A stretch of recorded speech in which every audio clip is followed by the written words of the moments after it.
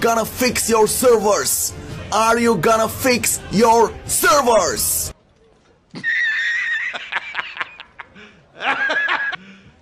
You serious?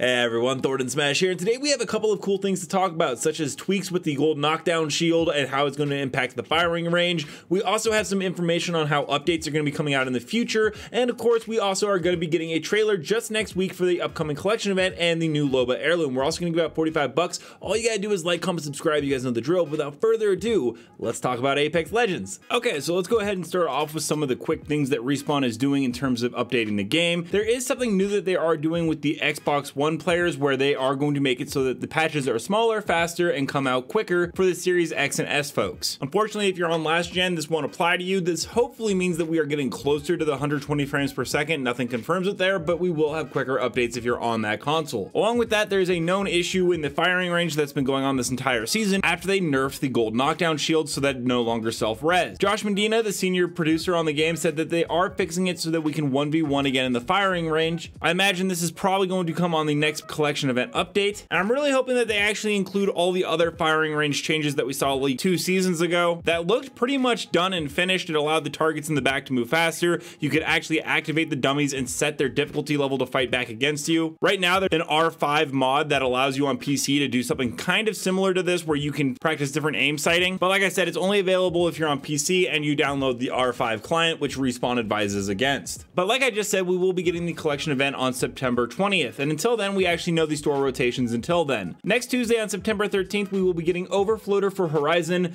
Freebooter for Seer, along with the Deep Current for Watson, and in the Recolor store we will have the Hemlock come in to go alongside the R301 Techno Terror. And then on September 20th, we will be getting Wise Warrior for Bloodhound, Swishbuckler for Mirage, Bioluminescence again for Loba, and the Feeling Coy for Rampart. Once September 20th hits and we get that new updated patch, the Dataminers will be able to tell us the rest of these skins after that for the remainder of Season 14. At least the ones in the store rotation. Recolors are still very difficult to find, but we do know that we have an upcoming one for Killing Joke, for Caustic, and also the Clocktain for Octane that are both being worked on and scheduled for this season. But because we do know from Tom Henderson and other sources like myself that the collection event is called Beasts of Prey and will begin on September 20th, that means we will actually be getting our collection event trailer next week. They always launch the Thursday before the event actually drops, so in less than a week on September 15th is when we will get the trailer that will give us a lot more insight, such as the fact that it does seem likely we are getting the Loba Heirloom as it was teased in our comics. It's going to be the War Fan. Yes, there is the heatsink flatline right next to her. Once again, nothing's been 100% confirmed, as any leak never has 100% certainty, but it seems to be more and more that this is the direction we're going. We also know that this collection event is going to actually be Aliens and Predators themed from the movie franchises. Seno showed us the banner frames, and you can kind of see from the middle ones kind of a laying egg thing for Lifeline's Epic frame, and then the Horizon Epic frame definitely seems to be inspired by Aliens directly. We also have the skins an early look at, such as the Gibraltar one, which is a Promethean from the prequel Alien movies. Then we have the car SMG with the green and the black. Seems to almost be a very Alien theme, but also something a Colonial Marine would have. The longbow is, I guess, a Predator one, although that one seems a little bit more far-fetched, but it definitely could be the case. But overall, this collection event is going to tie in with that theme. We're going to be getting some patches and updates to finally fix the game. I do hope that Respawn after this season continues to add a little bit more content in the early part of the season. We're over a month into Season 14, and while the map changes to Kings Canyon are great, I don't know, after over a month or so, it kind of starts to lose steam. And knowing that in the back half of Season 14, we're going to have the collection event with new game modes such as the gun game and Shadow Royale, as that will start directly after the collection event. And these limited time modes will be there for everyone to play until the launch of Season 15, when we get Catalyst as our new legend, and we can finally look forward to Stormpoint leaving in the new Seer Moon map. I'm really looking forward to these LTMs, as I think it's going to actually keep the player base very entertained for the last half of the season, but it's always a shame that the first half is so dry, and all it is waiting in expectations of what we hopefully get for the events. Let me know down below, what are you guys looking forward to in the upcoming collection event? Is there any skin, or are you mainly looking for the Loba Heirloom? And until next time, Legends, keep slaying in the Outlands, and I'll see you out there.